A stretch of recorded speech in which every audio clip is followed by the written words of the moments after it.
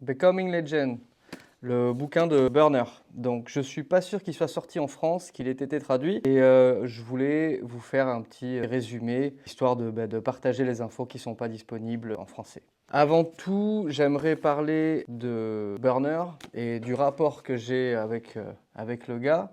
Burner, on l'aime pas. C'est un personnage qui est très clivant, qui a une très grosse fanbase, comme on dit ici, qui est cult base, c'est-à-dire c'est comme un culte. Donc il a créé évidemment la marque que vous connaissez, Cookies. Moi je l'ai découvert quand je suis arrivé à Los Angeles. Pour être honnête, j'ai eu beaucoup de mal avec le personnage. J'ai toujours trouvé qu'il avait aucune légitimité dans l'industrie. Je partais du principe que les seuls qui ont une légitimité dans l'industrie, c'est les growers. Voilà. Tous les autres, ça ne m'intéressait pas. Donc j'ai dû faire un travail sur moi pour élargir ma façon de penser. Donc Burner, j'avais beaucoup de mal parce que pour moi, le mec cultivait pas de weed, c'était juste un acheteur. Donc dans un dispensaire, vous avez tout le monde à son rôle. Et il y a évidemment l'acheteur, c'est celui avec lequel vous dealez quand vous apportez vos pounds. C'est lui qui essaye de vous acheter au rabais la plupart du temps. Donc en général, les growers ont pas forcément un bon rapport avec l'acheteur. On a toujours l'impression de se faire entuber pour le travail qu'on a fourni. Donc Burner, lui, en plus, se vantait d'acheter au rabais. Donc il y a eu ça. Ça m'a bien gavé en fait de voir tout l'engouement qu'il y avait autour de ce mec, alors qu'en fait le mec essayait juste de rip-off les growers. Et puis il y a eu un petit peu tout un tas de pratiques qui ont été faites dans l'industrie. Alors là par contre, c'est pas des trucs que lui il a reportés. Donc c'est surtout des ragots, et donc vous savez très bien ce que je pense des ragots.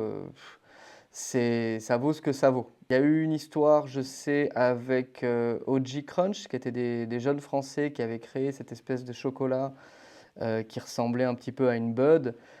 Et alors là, il ne faudra pas me citer là-dessus parce que je ne suis pas sûr à 100%, mais il me semble que ces jeunes-là sont venus jusqu'à Los Angeles ou SF, je ne sais plus. Donc vous voyez, la véracité des propos, hein, c'est vraiment des trucs qu'on m'a rapporté. Mais d'après ce que je sais, ils sont venus rencontrer Burner pour éventuellement faire un partenariat avec eux, proposer ce chocolat qu'ils avaient créé, qui ressemblait vraiment à une Bud, hein, ils le vendaient dans des sachets, pour pouvoir l'infuser, si je ne me trompe pas. Et d'après ce que je sais, ils leur ont dit que l'idée n'était pas terrible et que voilà, il n'y avait pas vraiment d'avenir avec eux.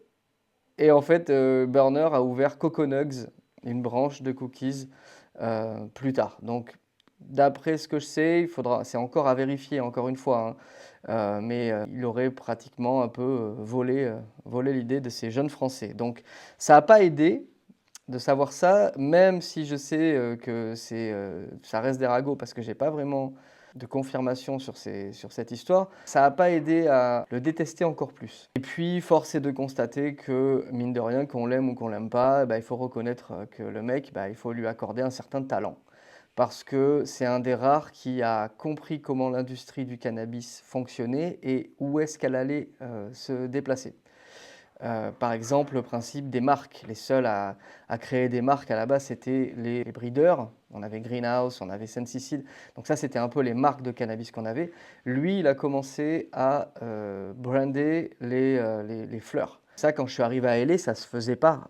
On déposait nos pounds. Moi, j'avais pas vraiment de marque. J'avais mon gros shop en France qui continue à tourner, mais j'avais pas vraiment de marque.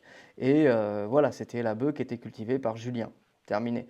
Et après, elles étaient redisposées dans des jars ou dans des petits bocaux avec le nom de la variété, et ça s'arrêtait là. Burner, lui, il a eu l'idée de faire sa propre marque, et il a eu le nez creux parce que rien qu'en quelques années, tout le monde s'est mis à faire pareil. Là où il a été malin aussi, c'est que c'est un mec qui a compris que l'argent de l'industrie du cannabis n'était pas nécessairement dans le cannabis. C'est-à-dire que lui, il admet lui-même, il tourne à peu près entre 0 et 2% de profit sur les fleurs. Et le plus gros du profit, c'est surtout sur la streetwear et les goodies. Donc voilà, je me suis dit que ça serait intéressant de vous partager un petit peu son bouquin. Il y a toujours des informations à prendre. En plus, il y a plein de conseils si vous êtes entrepreneur ou que vous voulez le devenir. Je pense que le mec a un certain talent, il a une vision. Et il y a un truc qui est très parlant, c'est que beaucoup le critiquent, mais beaucoup le copient aussi. Vous remarquerez que c'est toujours des gens qui font moins bien qu'ils le critiquent. C'est rarement des gens qui font mieux.